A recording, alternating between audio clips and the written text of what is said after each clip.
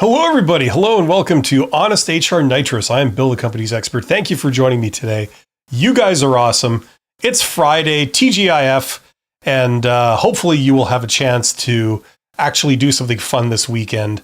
I don't care what your situation is. You got to take care of your mental health. If you are between jobs, it can be a very stressful time. Force yourself to do something fun this weekend. Then you'll have more mental and physical energy to pick up the rat race again on Monday morning. The title of today's live stream is called You're Qualified, So Why No Interviews? And this is episode number 68. This is a live stream I do a couple of times weekly. This is primarily a live Q&A. So I don't have anything to talk about per se. I'm simply going off your questions and responding to you guys. So get in the chat. If you're seeing my beautiful face, you should see a chat box somewhere nearby. Get in the chat, let me know what you're wondering about, what you're struggling with, and I will do my best to help you out. That's the whole point of this. Right off the hop, I want to welcome a couple of new members. So we've got Harris F. Thank you for supporting this. You're awesome. Welcome aboard. Jay is here. Jay has got some awesome things on his profile, on his channel. Not a lot, but what he has is pretty cool. He or she has. So he, she, it, they, it / that, whatever. Hey, whatever your pleasure. So welcome aboard. Thank you. You're awesome. And you're making me work for this one. How do you pronounce this? Ikpiamanzi Amaush. I'm sure I said that wrong, but welcome aboard. You're awesome. Thank you for joining my channel. And membership has its privileges. And what I was thinking of doing, I said previously in my earlier live stream today that this year I am upgrading my YouTube setup. I'm just using a PC and a microphone and some cameras and stuff. All of this is identical to before I had a YouTube channel. So I haven't upgraded my setup since I started, really. This year I'm going to upgrade, so I'm going to get some new stuff because my mic went out on my previous live stream not half an hour ago. So if ever there was a sign it's time to get new stuff, now is the time. So what I'm going to do is I'm going to experiment with the new gear, and I'm going to post that for members only, and I'm going to try and talk about something somewhat relevant while I do it. So there you go. Yes, welcome aboard. Get in the chat. There are 13 people here. You guys are awesome. And I'm here to answer whatever questions you might have about careers, job search, job interviews, resumes, the post-to-job market, the hidden job market, getting into management, climbing the ladder, whatever you want to talk about to do with careers and job search. That's what this is for. So get in the chat. Let me know what you're wondering about. Yes. And while we're waiting for people to get in the chat and the questions to come rolling in, check out my courses. If you want to get hired and you're just lost, right? Check out that course. That's where I put all my advice. If you're looking to climb the ladder and you want to be considered for management type jobs, especially higher level management type jobs, one of the things you have to tack on to be a contender for those jobs is really, really good communication skills. Check out that course right there. It's called Write Like a Professional, but it's mainly about what to say. That's the primary thing, like what response to give. So if you're interested in that, check out that course. Links in the description box below. Okay, I'm going to start off talking about the title, and hopefully you guys can jump in. It's called You're Qualified, So Why No Interviews? Now, this is something that I wanted to talk about for a while because it raises an issue, and I've seen this based on comments on my YouTube channel and things people have said to me face-to-face to do with job search, which is this belief that if you're qualified to do a job, you should be a shoo-in to get hired for that job, right? That's what one would think. Unfortunately, that is not the case. Getting hired and being qualified for something are two completely separate things, unfortunately. I can forgive people for not realizing this, especially if you're young, especially if you haven't had too many jobs in your life and you're not a super big expert on job search, you could be forgiven for thinking this. But the reality is that those are two different things. And if you don't believe me on this, look around at what we see, okay? On the one hand, we see people who are highly talented, highly capable. They've got a lot of knowledge, a lot of capabilities, and a lot of times a lot of experience, but they can't find a job.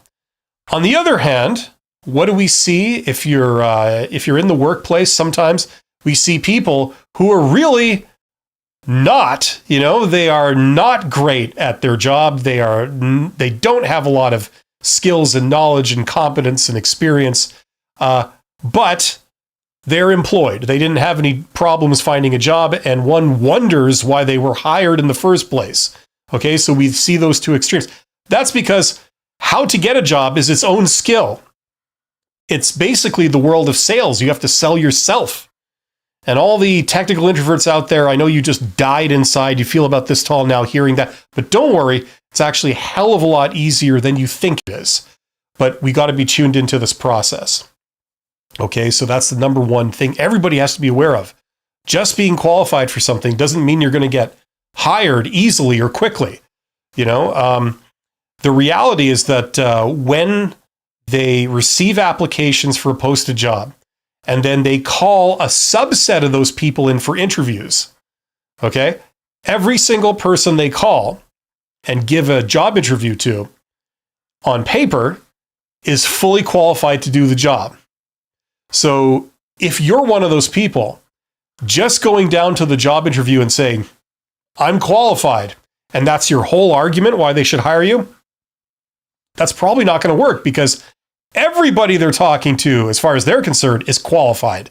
So just being qualified, that doesn't alone mean that they're going to pick you of the several people they're interviewing, right? It goes beyond that, right? It goes into your soft skills. It goes into who you are as a person. Are you, do you have any passion for doing this kind of work? Prove it, things like this. Are you easy to get along with? Or are you argumentative? Do you understand how to collaborate with other people and make an entity flow while still being productive? Do you understand how to manage conflicting opinions if you disagree with someone, but you still have to work together? How are you going to handle that? Are you going to blow up? You're going to refuse to work with them? You're going to be super difficult? Are you the type of person that needs everything spelled out to the manager, or are you just going to be able to read their mind, as it were, and click very well with them so they enjoy dealing with you, right? Even if you're a technical person, are they going to enjoy dealing with you? That's a big one, right? So it's things like this that are the tiebreaker in interviews, okay? We could get further in it, but we're starting to get some questions. So thank you to, here's another one. How do you say this? Gil Parebano 2. Gil Parebano 2. Rolls off the tongue. Says, hi, thanks for your content. Would making an in-person visit to a company before an interview for a junior level position be seen as a proactive approach, or could it potentially backfire? Listen, everything could potentially backfire, okay? Everything you do in life could potentially backfire, right? Now, the odds are greater for some things than for others. But as a general rule, if you're worried about something potentially backfiring, you probably wouldn't do anything. You know what I'm saying? Because there's risk in everything, right? You guys know from job search that even normal, reasonable things that you might do when you communicate, say, with a recruiter or, at a job interview, you can get your head bitten off by some prize idiot who takes offense to everything and is just a miserable person. There's the odds that you will run into a person like that at any moment, right? Now, fortunately, the odds are pretty slim, so it's good, right? But, anything could go wrong. So listen, the answer to your question is yes, everything could potentially backfire, including this. Now, first of all, if you know what to say and you know who to approach, the odds of it backfiring go down quite a bit, okay? If you talk to the wrong person, you say something stupid, that's just inappropriate or unrelated to what they can do for you, then it's probably going to backfire a lot more. So let's get into the specifics here. You're wanting to apply in person, physically, okay, to a company as a junior level position, proactive. Okay, yeah, there's several ways you could do this. In fact, I actually recommend something called informational interviews as a way to get hired for certainly more career jobs, like management type jobs, something. That's how they all do them, like some version of that, right? At the very bottom level, probably the easiest thing is to apply for a job in person. That means that a job has been posted, and instead of just sending in your application to the website or something, you're going to deliver it in person. Okay, that's something I highly recommend if it's a job that, it's like a dream job for you. It makes sense to focus on that job, because applying in person is very labor intensive. It's not something you can do to every job you apply for, okay? Nor should you.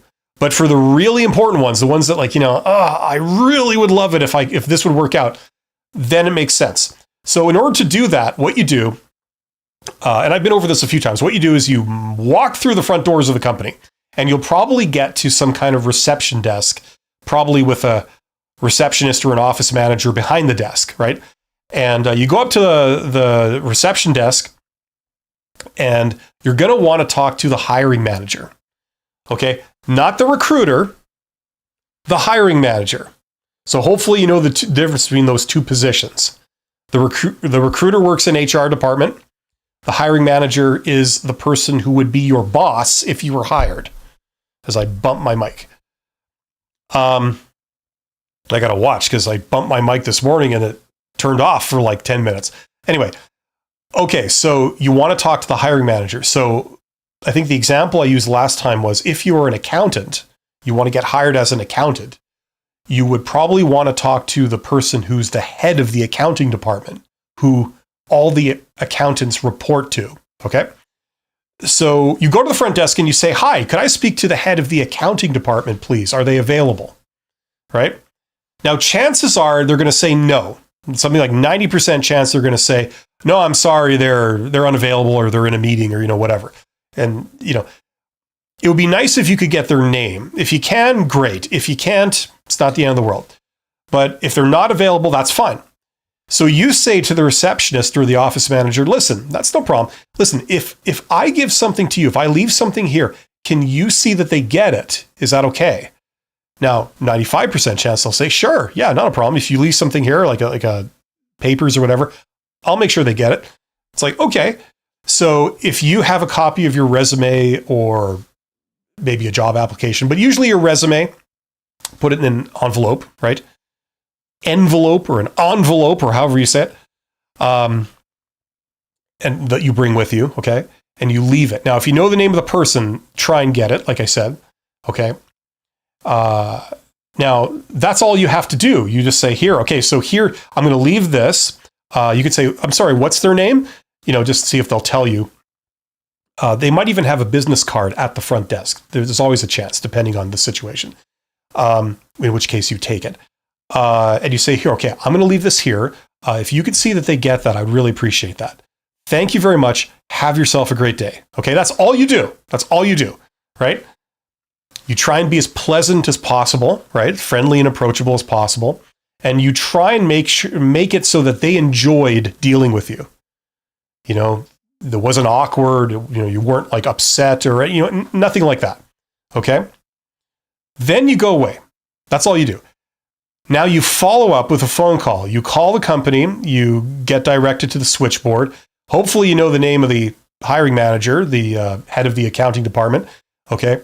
And you try to talk to them on the phone. If you can't, you can always leave a voicemail where you say the same thing.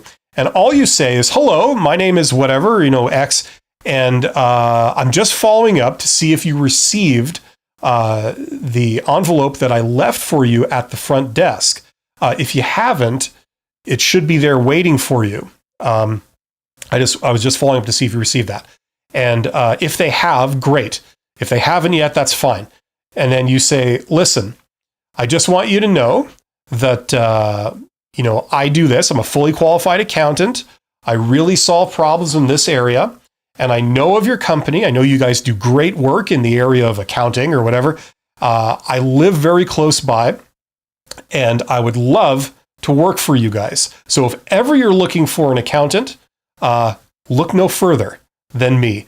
That's all. Have yourself a great day. Something like that. That's all. You're not pushing anything onto anyone. You're just saying that. Now, what this does, okay, is they could have had a job posting there, right? You can do this whether they have a job posting or whether they don't have a job posting, okay? It's not going to a recruiter. It's going to a hiring manager. And the idea is that if there was a job posted, they probably received potentially hundreds of applicants for it, okay? How many of them showed up in person? Not many, right? A lot of times you might be the only one, okay? Now, this is an incredible way of elevating yourself above that crowd of hundreds of applicants, right? Because of all these people that are, say, resumes on a desk, okay, you're the only one that they've had any interaction with.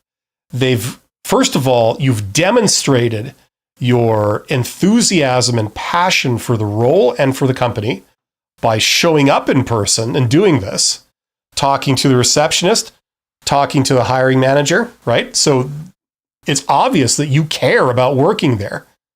Those other people might not, right? You went to far greater lengths. Secondly, they've got a sample of how professional you are, of what your communication skills are like, how persuasive you are, and even like if they sort of get along with you in terms of your communication style and what you're like to deal with. And if you made a good impression on them, these are all wins, right? Now imagine you're the hiring manager and you have to decide who you want to bring in for an interview for this job.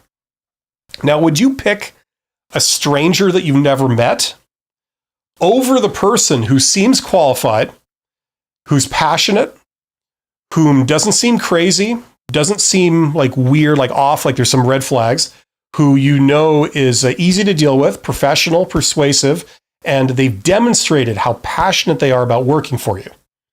Would you call in somebody else over that person? No, you wouldn't. You would be the first person they bring in. Okay? So that's the idea. So applying in person, yes, it could potentially backfire, like everything can, but if you do it right, you talk to the right person, you say the right thing, you really minimize that, right? The only way that could backfire is if it's like a company full of psychopaths that are paranoid, that are highly offensive, in which case it might be a lucky escape more than anything. So that's what I have to say about that. Okay. Now, in the beginning, when you start doing this kind of stuff, you're only learning. It takes a little while to get into it. So don't be too hard on yourself, but just try it. Try a bunch of these with suitably low expectations. Just try this and see what the results are. Okay. I remember telling students about this in university, and a lot of them went out and a few of them were hired because they did that. And they came back and told me. So even if you're young and you've never done anything like this before, it's still something to consider. Amazed says, happy Friday. Happy Friday, Amazed. It's good to see you back. Gil Paribano, too, my close personal friend, says, thank you so much. This is for a top tier law firm in Brazil. I'll be doing that on Monday since I'd love to get this job. Yeah, that's definitely something you can do. But there's many other ways to sort of apply or put yourself forward when speaking face to face. It's a lot of those things are usually in the hidden job market. That makes it a lot easier to sort of get in. If they posted a job and they're being inundated with applications and calls and people wanting to get hired, it makes it harder for you to sort of get in there and start talking to people, especially people like the hiring manager. But if they haven't posted a job, it makes it a lot easier to get in, talk to the hiring manager.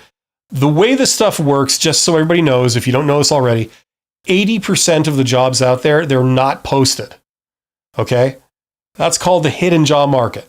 The jobs exist, but they haven't put up a public posting of it. The reason why they don't do that is usually because they don't need to. Those jobs are really good. There's a lot of competition for them. They're highly desirable. They're not having problems finding applicants for it or candidates, like people that want the job. So that's why they don't post them. So the best jobs are in the hidden job market. And what that means is that a lot of companies where you look at their website or you don't see any job postings, does that mean that they're not hiring? Not necessarily. Most companies who are hiring, that's what they look like. They don't have public jobs posted, right?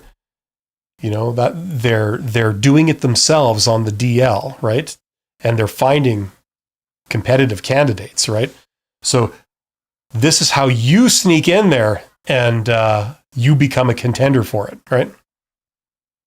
It's things like this. Okay, get in the chat. There are 39 people here. Thank you for joining me today. That's really flattering.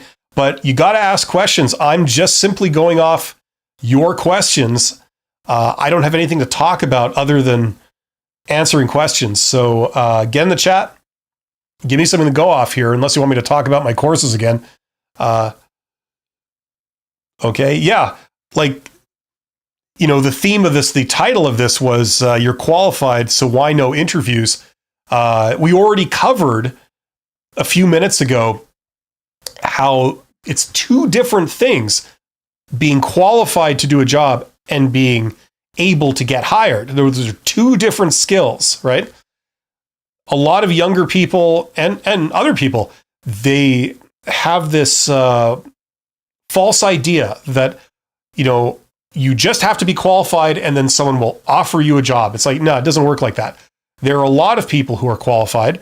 They have a lot of candidates who are all qualified to do this job. Why should they pick you? That's the question you got to be able to answer, right? You're essentially having to do the sales process. You're selling yourself. And like I said earlier, all you technical introverts, I know I can feel you cringing as you hear this, but relax. I'm a technical introvert. It's a lot simpler than you think it is. You basically just have to communicate what you have, what you've done, what you know. Here's why you should hire me, because I got this. And then I have this. And then I got this too. And if that weren't enough, I got this, right? It's that kind of thing, right? Essentially is what you're doing. And knowing that, okay, instead of saying four random things that they never thought were that big of a deal, they never even thought about, you say four things that they said themselves they're looking for, right? It's knowing selectively what you can say that will strike a chord with them.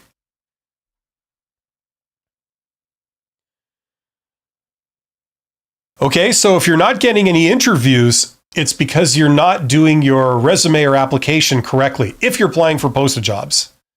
Okay, I'm assuming people are applying for posted jobs. That's usually where people start.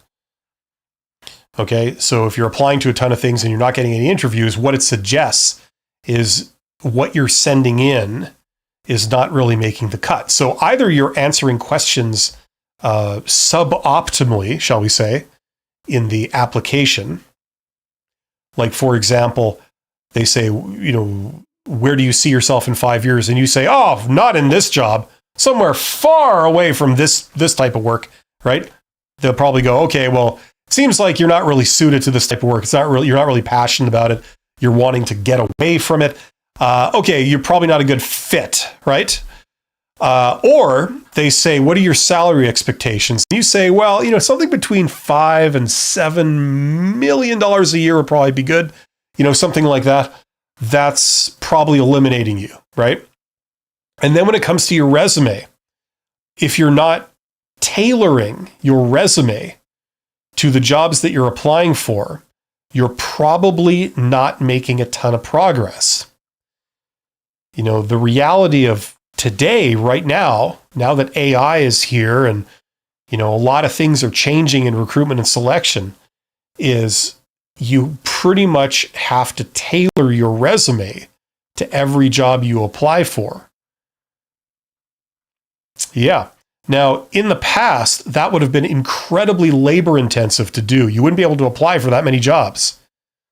However, now, using a lot of the AI tools that are available for free, now you can actually do this where the AI tools don't do it for you, but you sort of use them as a tool, as a resource. Using them, you can do it where you could do it very, very quickly and very, very effectively. So it now becomes practical to do this, whereas it wasn't in the past. Okay, so you really need to be doing that. And then when you're customizing, you need to customize it in a smart way that's effective, right? Okay, so my good buddy there is back, who says, what's an effective way to put that on a resume so it's noticed in the first place? Okay, what are we talking about when you say put that on a resume? What are you referring to? If you could explain. I forgot what that might have referred to. Let's say on a platform like Guppy. I don't know if you know that. No, I'm not familiar. I don't know all the millions of things that are out there.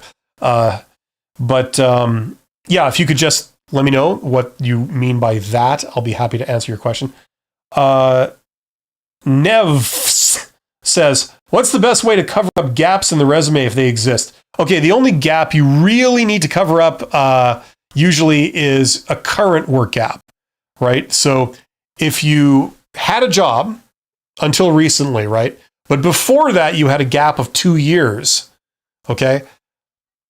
Usually that's not that big of a problem. At least in my experience, that's not really that much of a problem. Where it might be a work gap might be a problem is a current work gap. So if you've been say like 9 months since your last job, okay, then maybe you would want to try and address that somehow, right? But the idea was if you were unemployed in the past, but then you were employed, then it's okay. Because you see, the recruiters are trained to think that a work gap makes you a high-risk candidate. The principle is that, you are not employed, or you were not employed, you have not been employed, and they don't really know the reason for that. Sure, they can ask you, why are you not employed? And you could say something. But how do they really know that's the truth? They don't. So therefore, they regard that as a liability. They regard you as a higher risk candidate. If we hire you, there's a greater likelihood that you may not work out. Because if nobody's hiring you, maybe there's a reason for that. Maybe there's something wrong with you in some sense that employers don't like, that we don't yet know about, right? So that's the reasoning. It's really stupid, but that is the reasoning. They're so risk averse that's what they form their basis of their recruitment and selection on. It's really stupid. It doesn't lead to great results, and this has been shown through data. But anyway, so how to cover it up? Well, before I even get into it, let me just say this. If you get jobs in the hidden job market, this never is an issue. This never comes up. Oh no, a work gap. It's like, yeah, they're not hiring you on silly assumptions. They're hiring you on what you've demonstrated to them through your interactions with them. You know what I mean? So things like work gaps don't matter. That's how people can change careers and get past things like work gaps, because those things don't matter, So that's what I'll say to that. Now, let's assume you're in the post-job market and you've got a work gap and you want to try and minimize the detrimental effect of that. There's a few things you can do. The obvious thing is, if you can get away possibly with not disclosing it, that's what I would shoot for. If you've been out of work, say 3 months, 6 months, maybe even, and you don't volunteer that you left your last job, you just say, I was employed from 2021 to 2025, right? Or just, I was employed from 2021 to present. Whoops, a little bit of a typo. And nobody calls you on it. If you can possibly do that, I wouldn't judge you for it. It really doesn't matter in the long run, you're still the same person. You know what I mean? So you want to downplay that, right? Now, if you can't downplay it, let's just say that the gap is too big. For whatever reason, you just can't obfuscate it. You can't just act like you're currently employed, okay? Like, for example, if you left a job 3 months ago, you haven't updated your LinkedIn profile or anything like that, it just says you're currently employed, I'd leave it, to be honest with you. It doesn't matter. It's all like cosmetics.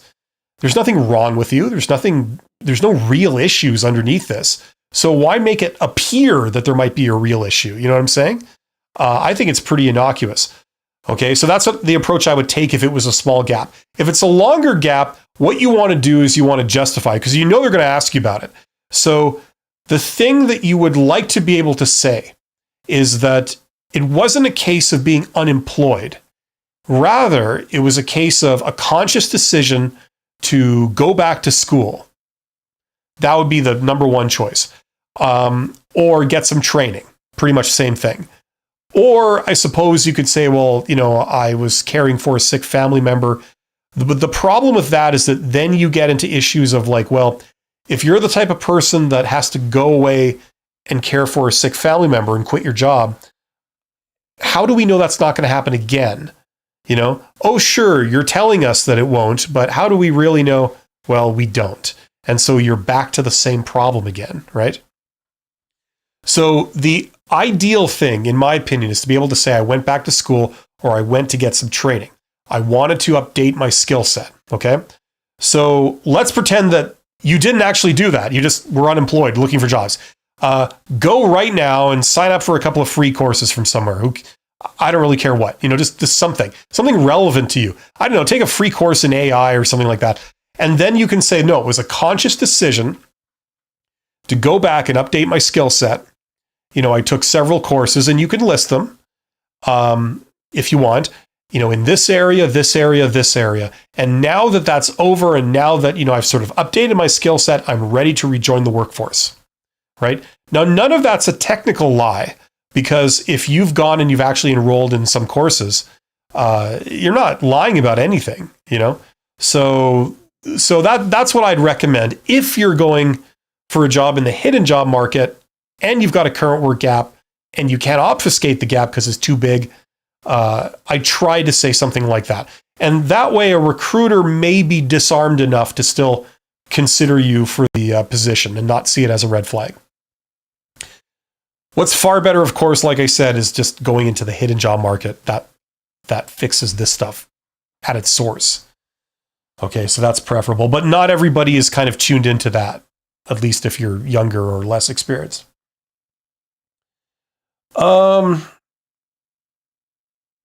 Okay, unconventional advice that works. It says, agreed. Tailoring to specific job posting makes you more competitive. Absolutely. Instead of covering up gaps, briefly explain it and move on. Yeah, okay, well, the problem is a lot of times that doesn't work, not with recruiters. Because the way they're trained to evaluate you, they don't care about getting the best employee. They care about getting the least risky employee. They believe that employees are essentially a dime a dozen, and one person is as good as the next. They're fungible. Employees are fungible, and therefore they're looking for not that like diamond in the pile of coal. They're looking just for someone who's just has the highest likelihood of working out for a variety of reasons. That's what they're looking for. Hiring managers may not see it that way. They might be looking for the better employee, depending on details, but that's usually the recruiter's position. I've taught recruiters in university, so I know like kind of what their mentality is, at least in theory, what they've been trained to think like.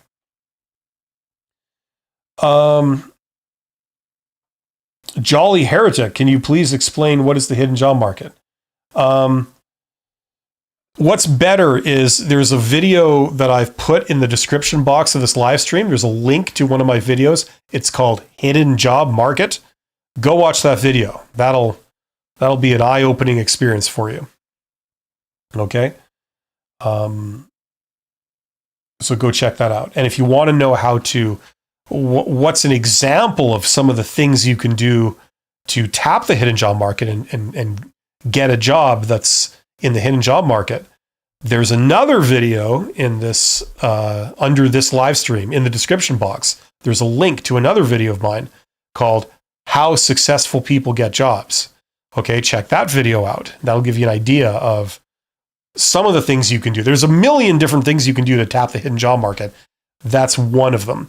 But that's more tailored to introverts. Okay. Oh, man, I got something in my eye. Let's see here. Jolly Heretic says, Indeed and ZipRecruiter, the hidden job market. Absolutely not. Those are posting. They're posting the jobs, right? So that's the posted job market. Unconventional advice that works says, that's a great way to explain, gal. Okay. A conscious decision to update my skill set. Thanks. Okay, good. Maha Buali says, if the company has let me go due to financial problems, can I mention the reason for answering the question, why you left your last job? Absolutely. That was a layoff, essentially. You were laid off. Okay, you were terminated without cause due to the company downsizing. Okay, if the company went bankrupt, they went under, they ceased operations, I would say that. The other thing that I would say is that if it was just you that was laid off at that time, that's one thing. But if you were laid off with a bunch of other employees all at the same time because the company was downsizing, I would mention that. I would say it wasn't just me. It was like several of us, like 50 people. We all were laid off together due to the company being in financial dire straits, because of the pandemic or because of whatever. You know what I mean? I would say that. And then it looks even less incriminating for you. Like there's clearly nothing wrong with you as an employee, right? You were terminated without cause as a layoff. And it wasn't just you. It was like they laid off everybody in your department or something. So if you can say that, I would mention all of that, right? There's no issues with mentioning that because that suggests that there's absolutely no issues with you as an employee. You could be a very, very good employee. If they were to give you a question like, why were you laid off instead of somebody else or something like that, you could probably answer truthfully and just say it was a matter of seniority. Like the earlier employees get laid off last. The most junior employee gets laid off first, that kind of thing. So it's purely driven by seniority. And that's about as good of a spin you can put on it. Like there's nothing to really hide there. Now, if you were fired, then you want to try and really obfuscate that because it suggests that you're the type of person that tends to leave or tends to underperform, necessitating having to be fired. So that's a red flag for the recruiter. If they find out that's what happened to you, they'll paint you with that brush. They'll make all kinds of assumptions about you and they'll just assume that you're a high-risk employee. If you left a company, that's not as bad, but that also raises red flags. Maybe you're the type of person who just leaves things. You get bored after a short amount of time and, it's not to your liking. And then you want to do something else, That's what your behavior pattern might suggest. So they paint you with that brush and they say, we don't want to hire you because if you've left your last job, you might leave this one too. There's a higher likelihood that you would, right? But if you were laid off, that's pretty safe to disclose that.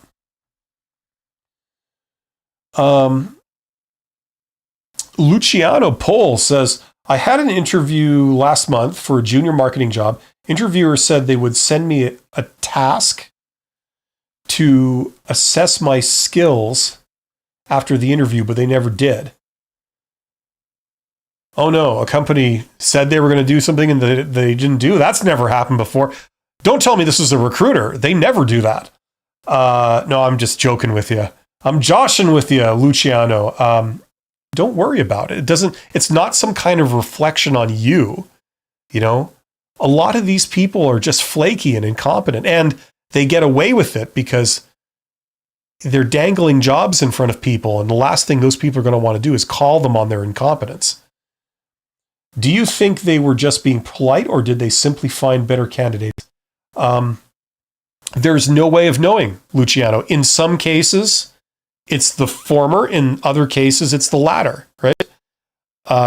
You know what I mean? There's no way for you to know, and don't worry about it because it is no kind of reflection on your value or your suitability as an employee. Okay? I just want you to know that, right? You know, there's a lot of people applying for these things, and you really don't know what's going on. Sometimes they're just totally out to lunch, not only in the sense that they're incompetent, but they've got messed up ideas of who would be a good candidate and who wouldn't. You know what I'm saying? You know, so don't worry about it. Don't spend your time obsessing about this stuff. You know, just keep moving on, right? It's like what you're doing, okay, what job search is, it's like the sales process. And, you know, people that have never been in sales, like I didn't come up through sales. I'm not a sales guy. I'm an operations guy. But if you get to know what people do in sales, what they do is they pursue lots of leads. They just sort of pepper the wall with all kinds of things. And it's purely a numbers game. The idea is that, like, if we do this and we broadcast this, you know, our responses are like, you know, in the single digits, like 5% response rate, 8% response rate, 1% response rate, you know, sometimes even less, right? And that's what you're kind of doing with job applications. You apply to a lot of jobs. You could apply to 500 jobs, like in a week, or you could even do it in a day if you really knew what you were doing. You know, but like in a month or something, you could apply to 500 jobs. How many responses do you get? It might be in the area of 1%. You know, like how many interviews do you get called for, right? So it's like a question of ratios. You know, if it's a 1% response rate, and then of all the interviews you go to, how many offers do you get? Might be 1 out of 10 interviews or 1 out of 5, you know, something like that, right? So it's all just a numbers game. You can't know what's going on in their head. You can't know what they're looking for. And you can't know who your competitors are, you know? So don't drive yourself insane trying to figure it out and get answers for what exactly happened. You don't have the information available to do it, right? Now, if you've been applying for like an entire year and you haven't gotten a single interview, then you might want to re-examine, you know, your process, what precisely you're doing, right? You know, now the title of this live stream was "You're Qualified, so why no interviews?" If you're not getting interviews, it's clearly if there is an issue, it's clearly an issue with your application, okay? Your application is not leading to an interview. In that case, in a nutshell, you first of all want to be customizing your resumes and your applications to every job you apply for.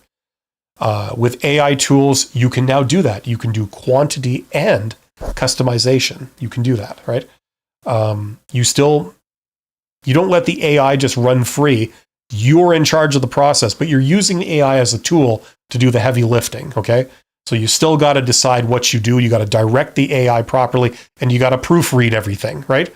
But it can take a lot of the grunt work out of writing a custom resume or writing a custom cover letter, okay? On the other hand, if you're getting interviews, but you're never getting an offer, then if there is a problem, it'll be with your interviewing technique. The fix for that is, or at least one fix for that, is to book one session with a career coach, okay? I'm not a career coach, so I don't provide this service, but there's a lot of career coaches out there. Just one session for 1 hour, maybe over the internet. You do a mock interview with them, and they'll give you feedback. They'll say, like, look, as a professional recruiter, here's my advice. You need to stop doing this. You need to do more of this.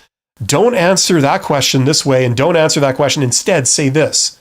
You know, And don't look like you're so uncomfortable. If you could just sit back a little, look a bit more pleasant, don't have that big frown. If you could look a little more pleasant, that would really help. They'll give you pointers like this, right? So those are some things you can do depending on where the problem is, okay? So if you're not getting interviews, if there is an issue, it's to do with your application process. Learn how to write a resume properly and customize it. Jolly Heretic says, thanks for very helpful. You're welcome, Jolly Heretic. I'm glad that was somewhat useful. Sometimes Joey Plays says, hi, Bill. Like all caps, right? When auto-rejection emails contain a sentence like, while we were impressed with your credentials, is this in any way true? It's a standard template letter, so there's no way to tell. I'm sure they were impressed with some things you had, right? But obviously it didn't make the cut, right? Now, I just want to remind everyone here, okay? If you're going to take anything away from listening to me, okay? Learn this. You don't change.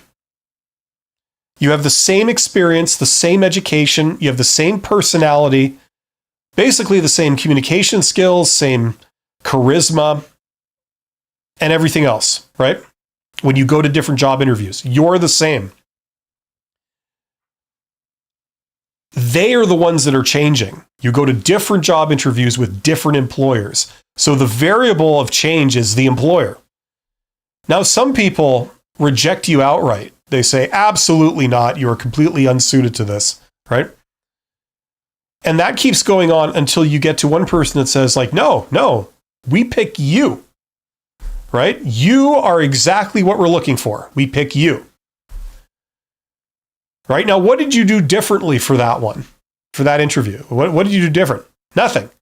You gave the same answers, pretty much the same questions. You have the same backstory. You've got the same appearance, same personality, same everything, right? It's just that some people will look at you and say, no, that's not what we're looking for. Other people will look at you and say, oh, that's it. We need them, right?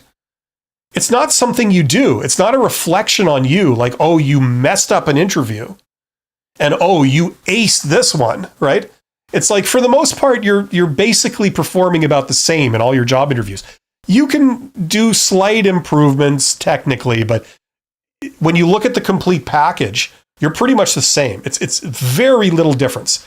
So it's a very serendipitous process. You just have to coincidentally land where you have this, and you just have to encounter someone who's looking for that exact thing, and it works out. Okay, that's all it is. It's a numbers game. So the more interviews you do, the higher the likelihood you'll get hired quicker. Okay, and to a small degree, if you can work on yourself, work on your answers to interview questions, work on how charismatic you are, and work on your communication skills, that can help too. Okay? But the biggest factor in determining the outcome of whether they're going to pick you or not is random chance. Okay? So don't beat yourself up if you get rejected, or do all kinds of soul searching if you got like a message where they said something like this. Sometimes Joey Plays, right? You don't be analyzing it to the nth degree. It's not a reflection of you. It's more of a reflection on them than it is on you. Because one person thought you were awesome. These people didn't. Maybe they're out to lunch and they didn't recognize the talent in front of them. Maybe it turns out that you would have been the best employee for the job, but these people are so stupid they couldn't recognize that, right? You got into the job interview. They said, tell me about yourself. You started talking about your pet cat. They engaged you in conversation for 25 minutes on the subject of your pet cat. And then by that time, it was pretty much the interview was over. So then they send you this little email, this delightful little email. You know what I mean? Their ability to assess you was absolutely laughable, you know? But if you then try and analyze this email and say, what did I do wrong? You didn't do anything wrong. these people just didn't have a clue of how to like interview you. Okay. So Gil Paribano is talking to someone else. Inc. says, hey, I'm 20 years old with 2 years experience in public. So you've been in public for 2 years, and I got a C2 in English. I have no idea what that is. And advanced French. Bonjour, comment ça va? C'est bon. Yet they still reject me from interviews because of my age. What can I do? You know, there are not that many 20-year-old CEOs of Fortune 500 companies. So if you applied for that, they might reject you for your age too. You know, how do you know it's for your age? Answer me that. Prove that to me. I'm not necessarily calling you a liar. I'm just saying I'd be interested to hear how you know for a fact it was because of your age. Okay. Now, the other thing, Inc., okay, listen, I don't know you, and I don't know half the qualifications you mentioned, and I don't know the employer that's evaluating you. Okay, so I could be way off base here, okay? But what I'll say is this, okay? If you're connecting being qualified, like it seems like you're doing here, you're saying, I got this, I got this, I got this, I got this, so why didn't they hire me, right? If you're making that connection and saying, I'm qualified, therefore I should be given the job, like I explained earlier in this live stream, that's very flawed thinking, because the reality is that there are many people who are qualified for that job. And what the official standard HR hiring process is that when they look at the applicants for a position, okay, and they have to choose a subset of those applicants to bring in for an interview, okay, the only people they're going to bring in for an interview are the ones that on paper are fully qualified for the role, okay? So there are many people who are qualified. If you do get an interview, they're talking to you because you, on paper, you're qualified. They're also talking to 5 or 6 other people because they're qualified on paper too. Now, if your argument in the interview is that, well, I'm fully qualified, therefore you should hire me, that's not gonna wash. They're talking to all these people who are fully qualified. So as far as they're concerned, every single person of that group is fully qualified. So you need to go deeper than that, right? Now, if you were rejected, okay, you know, now did you say whether it was in the interview process or in the application process? They rejected me from interviews because of my age. Okay, look, maybe it was for your age, in which case that's not a good thing. You would want to investigate that. Sometimes there is, like, age is a factor, okay? Like, it really is for certain things, okay? Yeah, I'll just say that. Like, for example, a lot of management positions, they're not going to hire someone who's 20 to be in charge of a business unit of a big corporation, for example. Like, you just don't have enough years of experience to really have the judgment to make big decisions about things. You know what I'm saying? Like, that's just the idea. But let's forget about the whole ageism thing for now, okay? What I would say is that maybe there was something in your interview technique that for whatever reason turned these people off, okay? Maybe it was justified, maybe it was unjustified, but there might have been something that you did that just, it didn't rub them the right way as much as another candidate did, okay? So in order to see that for sure, like that's where you would, if you suspect there's something like that, it keeps happening to you, that's where maybe you might want to go to a career coach. Just book one session with a career coach. And like I said earlier, I'm not a career coach. I mean, I don't provide that service, but I know a lot of other people do. You know, just one session with a career coach, like 1 hour, they do a mock interview. And if there's any issues like that, they can tell you, like, you know, they're a professional recruiter or something. They can tell you, like, here, look, this is a concern I might have with you. And I recommend, therefore, you do this, you know, don't do this way, do it this way, you know, and then that won't be an issue. Something like that, right? So okay. Now you go on. You say, I applied to tourist jobs or cashier in Madrid, but I still get rejected no matter my experience. C2 is like the level your English is at. Okay. Because it's from Spain. I'm from Spain. Okay. Yeah. So listen, it may be something like that, right? Maybe you just don't have the charisma, or there's some other issue, right? But stuff like that, you can work on it. Like, for some people, it doesn't come naturally, like interviews. If you're an introvert for a start, you're at a disadvantage of being in an interview. Okay, I'm an introvert. I was at a disadvantage being in interviews for years because you don't know what to do. But it's a skill that's learned like anything else. So if you have people pointing you in the right direction and saying, work on this and do it this way, that can really help. Okay, so listen, it's not easy to hear that, like, oh no, there might be a problem with what I'm doing, but I would be doing you a disservice if I didn't want to say that because it was awkward. You know what I mean? You might want to just look into that just to make sure that there's nothing that you're doing that's a turn off and is ruining your chance in interviews. Okay. It could very well be an age thing. I'm not sure. We can't rule that out. Okay. Draco is talking about that qualification. Okay. Sometimes Joey Plays says, thank you, Bill. That was for, oh yeah, the credentials. Yeah. Absolutely. Okay. So Inc., this is a problem like any other problem. You have to sort of troubleshoot it, find out exactly what the issue is.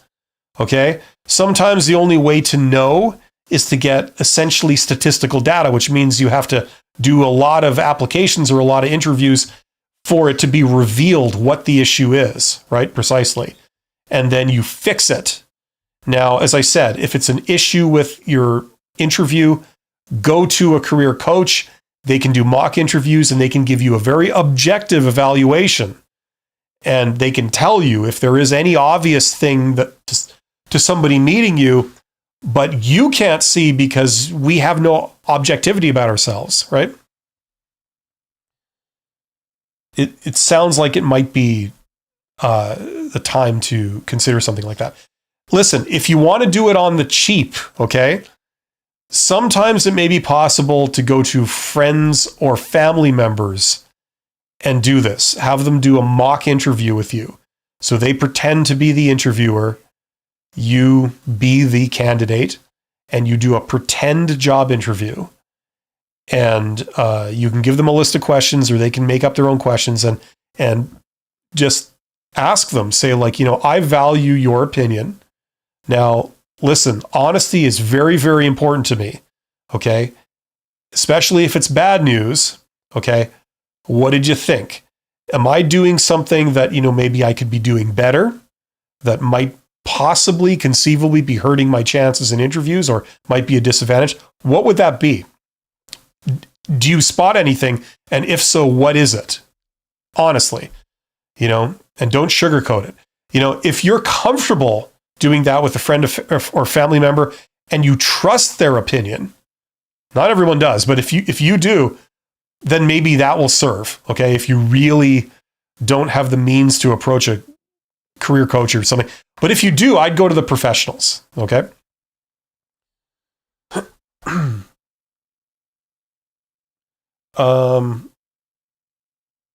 And Ink says, thank you very much. Well, you're absolutely welcome, Ink. Just a reminder, if you are having a really hard time with job search, it's very confusing, you don't know anything about like resumes or interviews or offers, or you don't know the hidden job market, you don't know the post job market, and you want to learn all of that stuff with me, check out that course. That's where I put all my advice all in one place.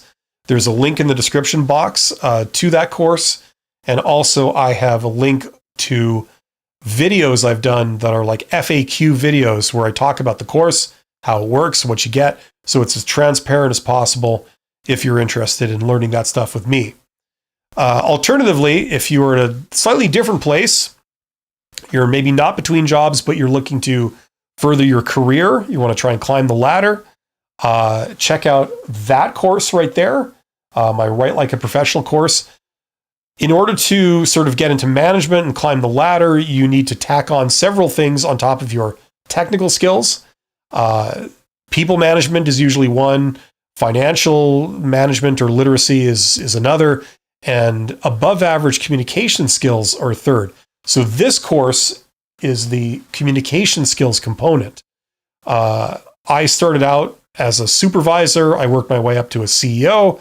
And all the stuff I had to learn about communication over the course of a few decades, I basically put into that course. So if you're interested in learning that with me, check out that course. There's a link in the description box. Amazed has sent a super chat. Thank you, Amazed. Amazed says, after a long hiatus filled with countless applications and interviews, I accepted an offer this week. Oh, right on. Thank you so much for your valuable advice and encouragement, Bill. To God be all the glory.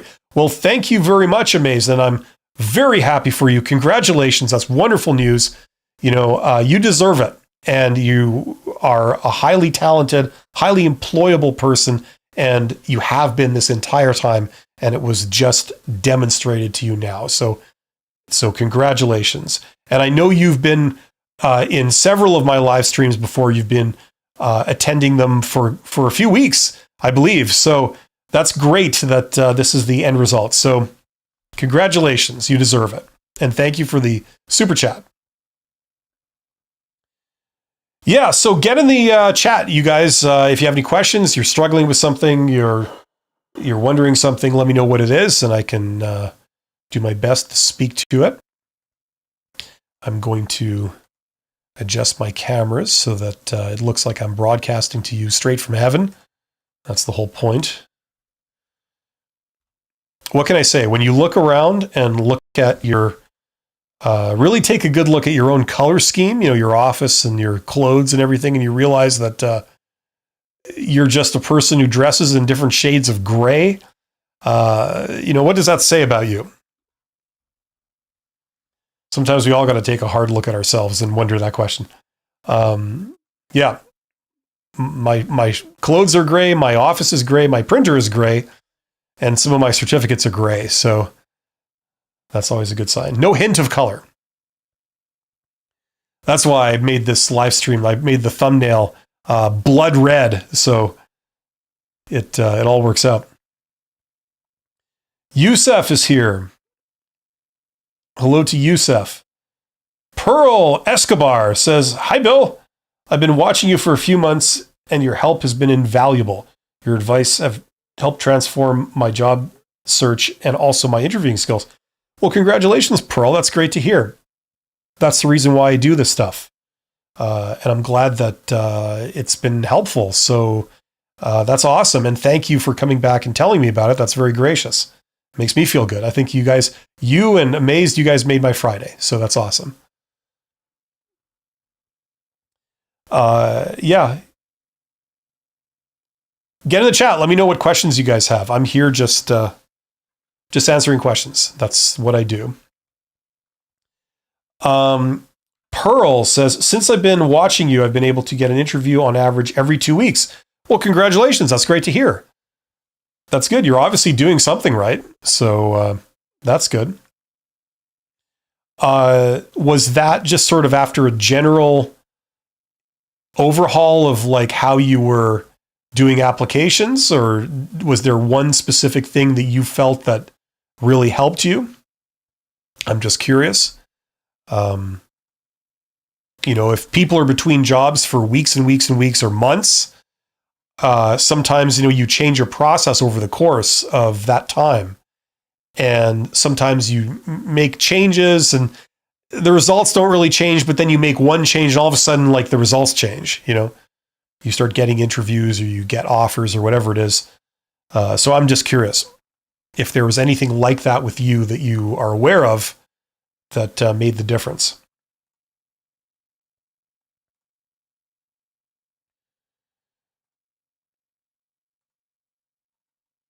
Okay, great. So I clicked on reply and my screen went all weird. But that's okay, because technology has never let me down in the past, and I suspect it never will, no matter what happens. Oh, there we go. Okay, we're back. Okay, good. There are 33 people here. Thank you for joining me. TGIF. It's not TGIF the 13th, but that's coming up. Pearl says, yes, I've been applying overtime and networking with other people. Your voice has helped me with both job postings and the hidden job market. Well, congratulations. Yeah, part of, at least in my opinion, you guys can tell me if you agree with this or not, but the big point of value I feel for that course is the fact that it talks about how to apply in the hidden job market, and it's tailored for introverts. It's not rocket science, but I have never heard of other things out there that combine those two. You know, there's a lot of people that'll tell you how to apply for jobs in the posted job market. There's a lot of recruiters giving advice, and that's what they know about, because the posted job market, that's what recruiters do. They post jobs and then they conduct formal job interviews. So they're very much directly involved in that process. But the hidden job market, that's usually something that does not involve recruiters at all, right? That's all hiring managers, right? It's just managers, basically, right? So, you know, it's a completely different thing. Networking in the hidden job market is a completely different thing. Recruiters are not the authorities on that usually. There's always exceptions. I've met a few, at least a couple of, you know, true executive recruiters in my time, that they're plugged into that stuff a little bit, you know, as far as I could tell, but most of them aren't.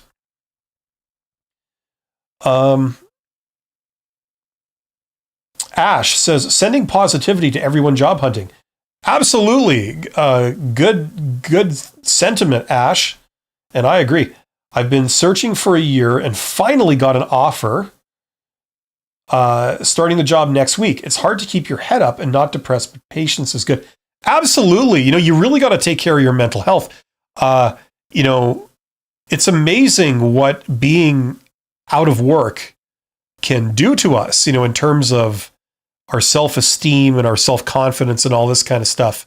You know, it really is a gut-wrenching experience for a lot of people. And it's not to be taken lightly, and you really have to take care of yourself. Like, I'm not a psychologist. I'm not a therapist.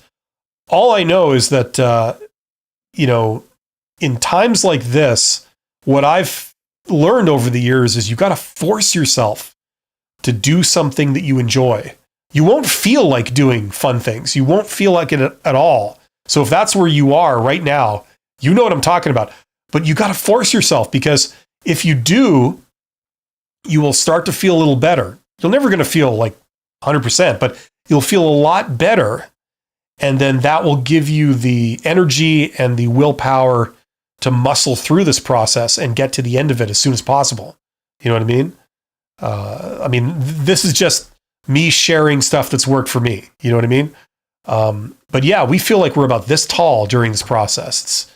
And what's kind of even tougher is that, like, if you have to go to job interviews and you have to pretend that you're confident and pretend that you believe in yourself and all this kind of stuff, it can be doubly gut-wrenching, because, you know, you feel like you're at the lowest point in your life, but yet you've got to now put on an act like, you know, you're on top of your A game and you're confident and all this kind of stuff.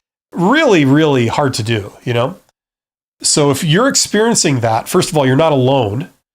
And number two, you know, I think everybody can, if not empathize with that, they can certainly sympathize with that. Not easy. All we can do is like learn the techniques that have the greatest chance of landing something as soon as possible. That's all we can do. And then, you know, you just try your best. But this process is temporary. This condition is temporary. Okay. If you're between jobs right now, it doesn't feel like it's temporary, but it is. Okay. Just know that. Pearl says, I do have a question. If I already have a job, how do I attend an interview for another job? Does that mean I need to miss a day of work or something? Well, it can be tough. I mean, if you're working, say, 9 to 5 or something like full office hours, right? It's going to be tough. Now, there's ways you can do it. You can go after hours. You can go on your lunch break if you get a lunch break.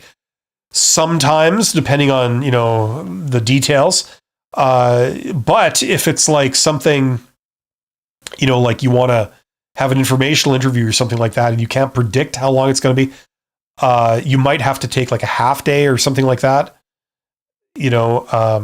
Like that's how I would do it. Maybe if you're able to take half days off, you come in for the morning and then you stay till lunch and then you go home, right? And in your case, you come in for the morning and then you leave and then you go to an informational interview or something, right? Some kind of face-to-face kind of encounter, right? So you could go to a trade show, you could go to an event, you could go to an informational interview, you could go to all kinds of stuff, right? A meeting, a job interview, whatever, right?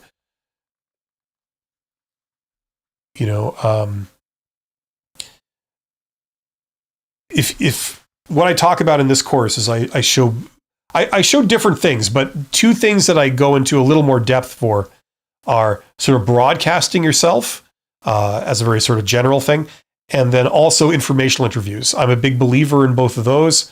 I really did the informational interview thing a few years ago when I built my consulting business, and I was doing it exclusively with CEOs in my hometown.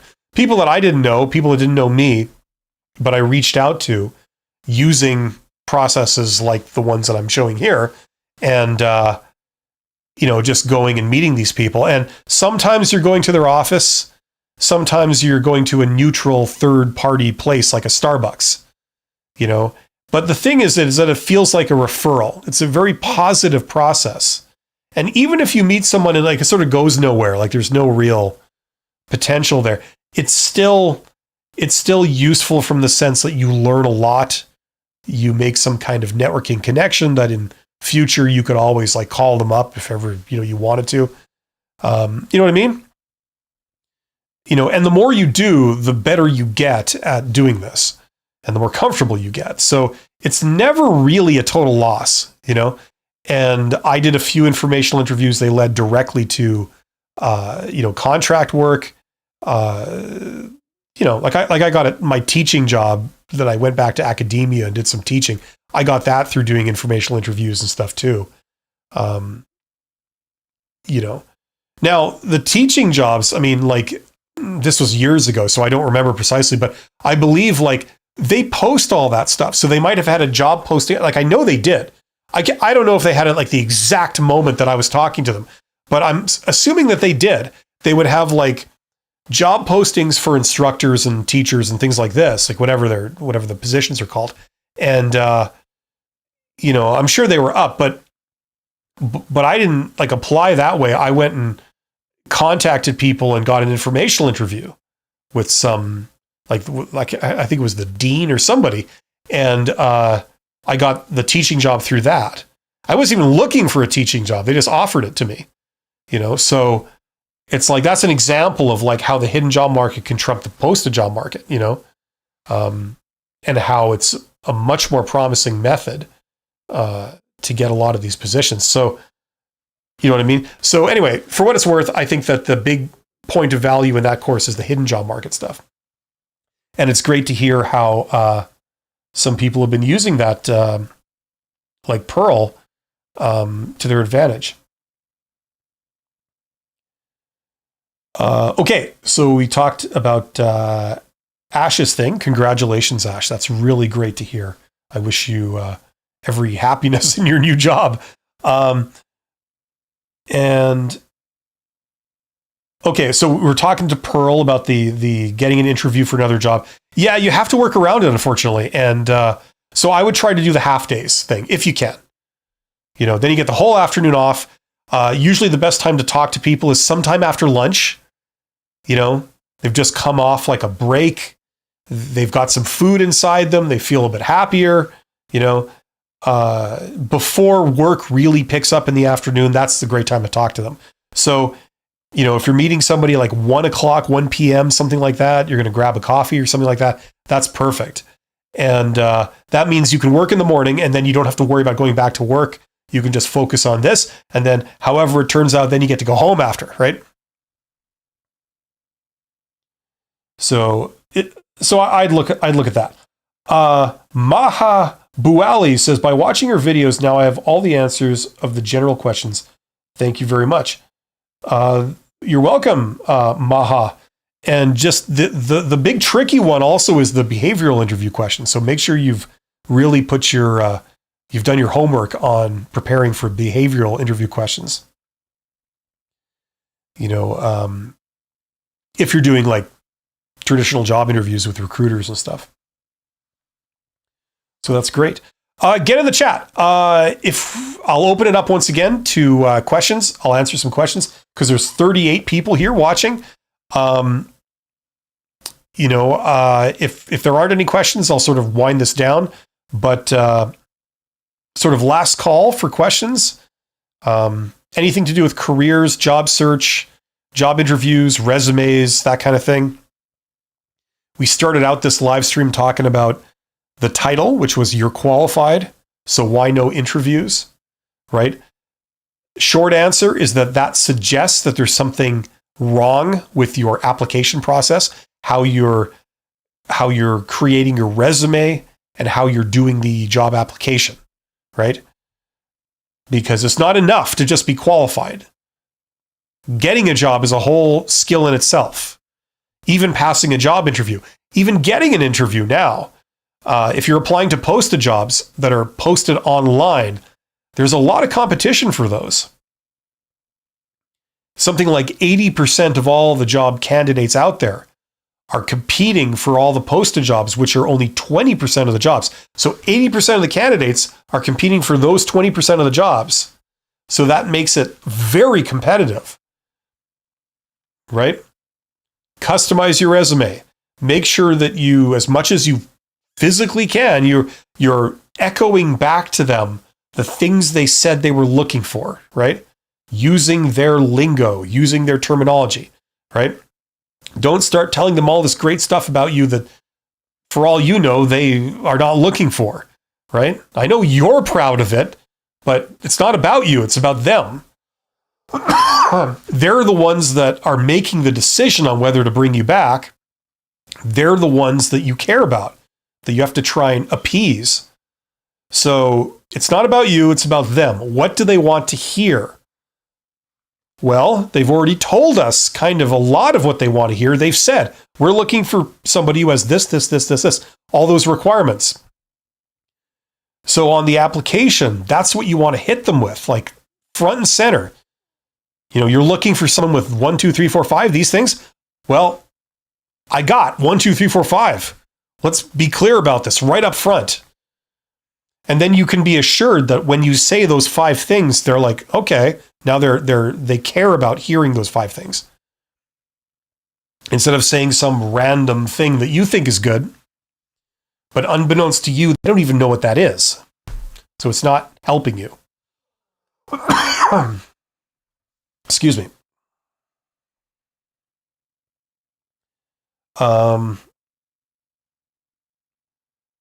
Okay. So question from my new member, Amaush, if I'm saying that right. I'm sure I'm not. I apologize. Says, what are major mistakes one can make in an internally sourced interviews? Okay. Well, you're talking about an internal candidate, correct? Like that's what you're referring to.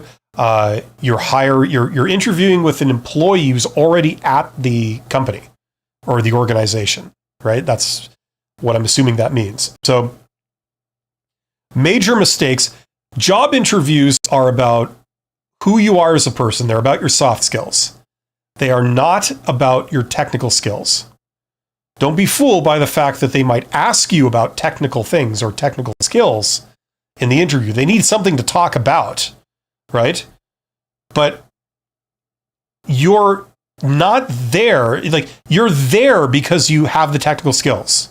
That got you the interview, okay? So great.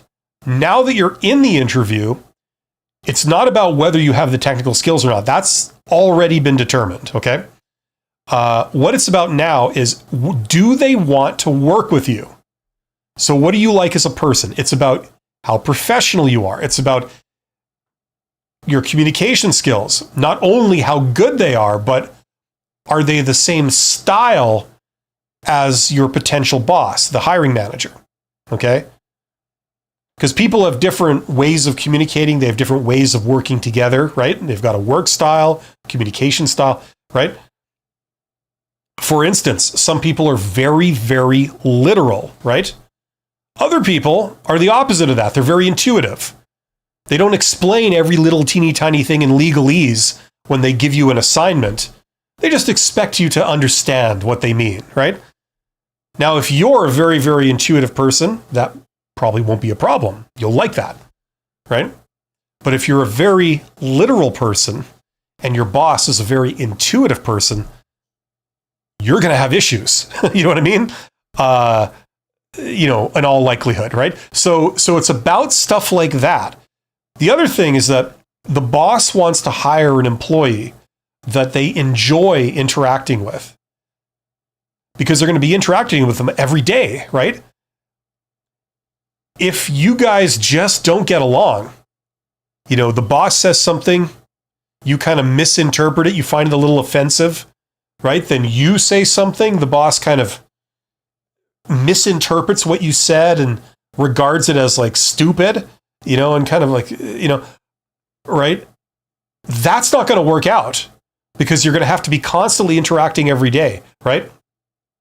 If they are just a totally different type of person to you, they're really, really into sports, and they're a very touchy-feely kind of, intuitive type person. You, on the other hand, you hate sports. You're into, I don't know, something else. You're into D&D. You're a Dungeons and Dragons person. You're a discriminating Dungeons and Dragons purist. That's what you are, okay? With very strong opinions about it, and you take it very seriously. To you, it's about on the same scale as life itself, right? And you're a very technical person that needs everything explicitly stated for them to understand, right? It's probably not going to work out. That's the stuff that job interviews are about, okay? So one big mistake is not recognizing this, okay? Showing up and kind of going, well, I'm qualified, so I guess I'm a shoo-in. It's like, no, you're not. No, far from it.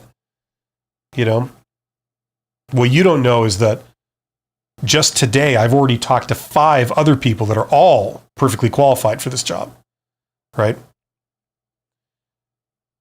You know what I'm saying? So that would be the biggest mistake, would be not realizing that this is really the focus of job interviews. So go in there, be like super friendly, super polite, very professional, very warm.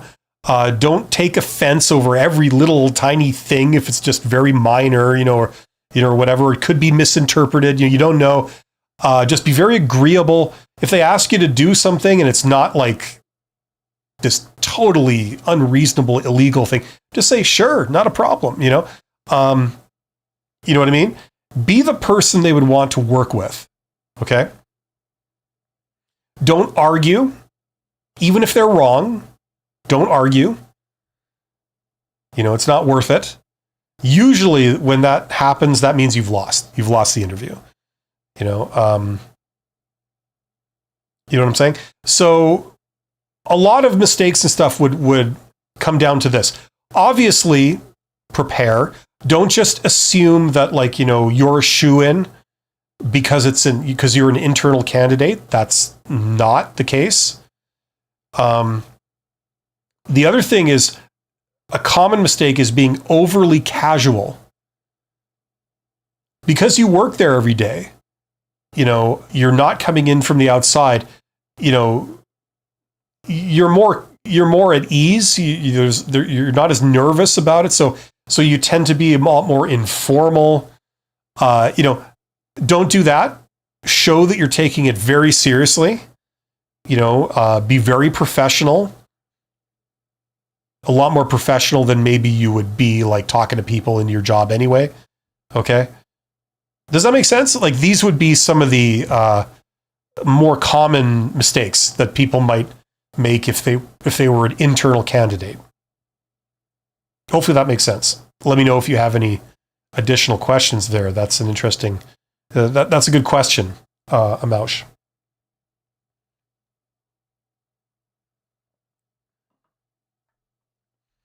Okay, last call for questions.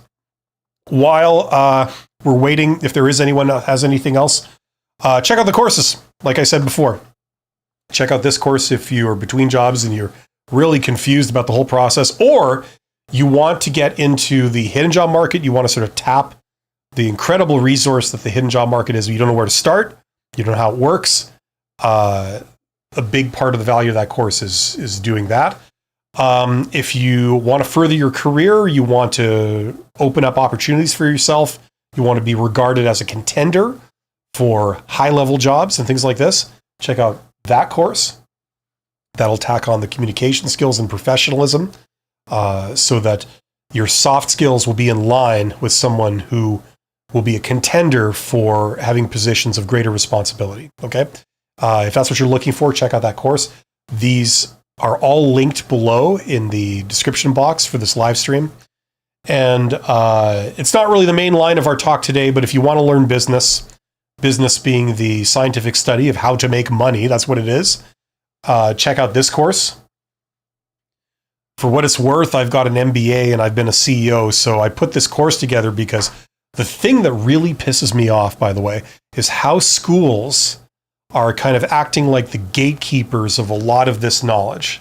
They're charging insane amounts of money to teach it to people.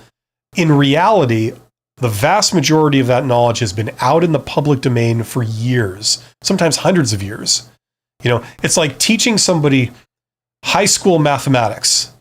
Would you pay $100,000 for someone to teach you high school mathematics? Even if you got Albert Einstein himself, would it be worth it if they were teaching you high school mathematics? Personally, I say no. And so that's why I created this. There's a lot of people that want that knowledge, but don't want to pay the huge 5-figure price tag. They don't want to take 2 years off to go back to school full time. You know, work-life balance is a thing. You know, they just want to tack on the skills and move on. If that's you, then this might be a viable option for you. Best bang for the buck anywhere. $100. That's like 2% of the cost of taking brick and mortar MBA. And you can gain the same knowledge because you're learning it from the same sources. You get a reading list, you get all the textbooks, you know, you get them from wherever you choose. You can order them off Amazon, and I guide you through it with videos. So if you just want to skim the material, great. You can certainly do that. If you only care about a couple of subjects, a couple of the areas of business, you don't care about the rest, that's fine. If alternatively you want to go really in depth into everything, you can do that too. And you'll walk out of there with the same result as a lot of brick and mortar MBA programs in a university.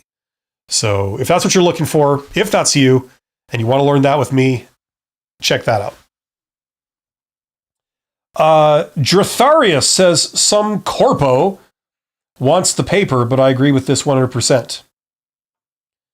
I like that term, corpo. Some effing corpo thinks they can do this. Well, we have other ideas, that kind of thing. That's good. So you are truly a poet at heart, Dratharius, and for that reason, I'm glad to have met you. Okay, there are 29 people here. I'm going to wind this down. Thank you for being here. Have yourselves an enjoyable Friday. If you're between jobs right now, like I said, force yourself to do something fun. You got to take care of your mental health. You won't feel like doing anything fun. Force yourself. It'll be good for you. You'll have that much more energy and resolve come Monday morning to do the things you need to do to get yourself employed as quickly as possible. That's just how it works. You also got to take care of yourself because you're in this for the long haul, my friend. You're awesome. You're highly employable, and I'm talking about you especially. I'm here Monday, Wednesday, Friday. I'm back on Monday. If you got questions, let me know. I'm always here. On Monday, I'm doing a joint live stream with the YouTuber Abby from the YouTube channel Life Work Balance. She's a corporate recruiter. So we do kind of this sort of thing, but it's the both of us answering questions at once. So you get her perspective, you get my perspective. If you're interested in that, we're doing that Monday in the afternoon in North America. So there you go. Have a great weekend, and I will see you soon. Take care.